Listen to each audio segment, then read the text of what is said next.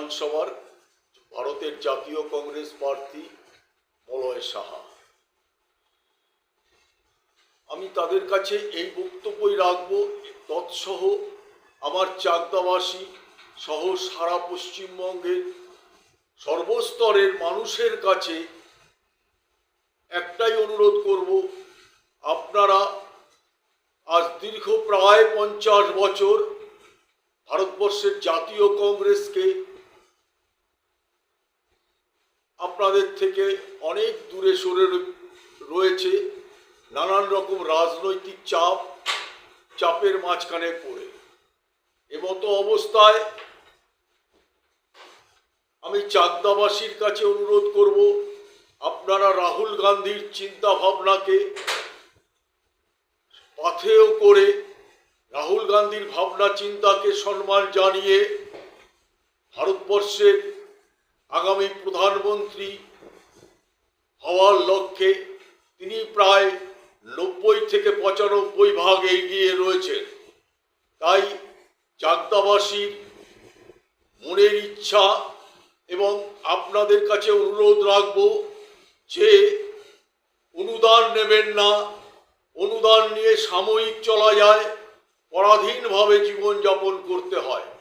তাই আপনাদেরকে বলবো যে আপনাদের রাহুল গান্ধীর ভাবনা চিন্তাকে সম্মান জানিয়ে আপনারা আগামী দিনে ভারতবর্ষের জাতীয় কংগ্রেস প্রার্থী যারা যেখানে দাঁড়িয়েছেন সমস্ত কংগ্রেস প্রার্থীদের বিপুল ভোটে জয় করুন এবং আগামী দিনে খেটে খাওয়া মানুষ, চাষি, সর্বস্তরের মানুষের কাছে আমাদের ভারতের জাতীয় কংগ্রেস যেভাবে এগিয়ে যাচ্ছে সারা ভারতবর্ষময়, সেই ক্ষেত্রে আমার পশ্চিমবঙ্গে তিনি এগিয়ে নিয়ে যাবেন।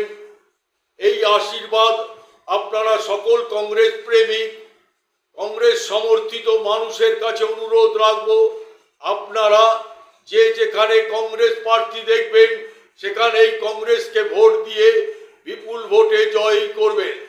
আপনাদের মনোবাসনা পূর্ণ করতে যদি কোনো দল পারে তাহলে সেটা হচ্ছে ভারতের জাতীয় কংগ্রেস।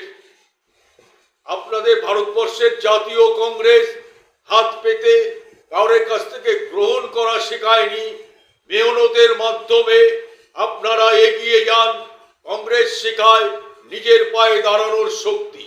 তাই সেই শক্তিকে আপনারা দীর্ঘ থেকে দীর্ঘতম করে আপনাদের জীবন সঙ্গী করে তুলুন এবং আপনারা সম্মানের সঙ্গে এগিয়ে চলুন।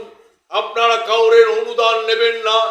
বর্তমান কেন্দ্রীয় সরকার ও রাজ্য সরকার যে অনুদানের বোঝা মানুষের ঘাড়ে দিয়ে পরবর্তীকালে নানান রকম অজুহাত দেখিয়ে আপনাদের ট্যাক্সের পয়সা দ্বিগুণ করবার চেষ্টায় এগিয়ে যাচ্ছে। তাই এখানে প্রতিহত করবার জন্য আপনারা ভারতের জাতীয় কংগ্রেসকে দলমত নির্বিশেষে আপনারা এগিয়ে নিয়ে যান। আপনাদের হৃদয়ে কংগ্রেসকে বড় করে তুলুন। কংগ্রেসই পারে একমাত্র যে আপনাদের সকল মনোবাসনা পূর্ণ করতে। জয় হিন্দ, বন্দে মাতরম। জাতীয় কংগ্রেস জিন্দাবাদ, রাহুল গান্ধী জিন্দাবাদ।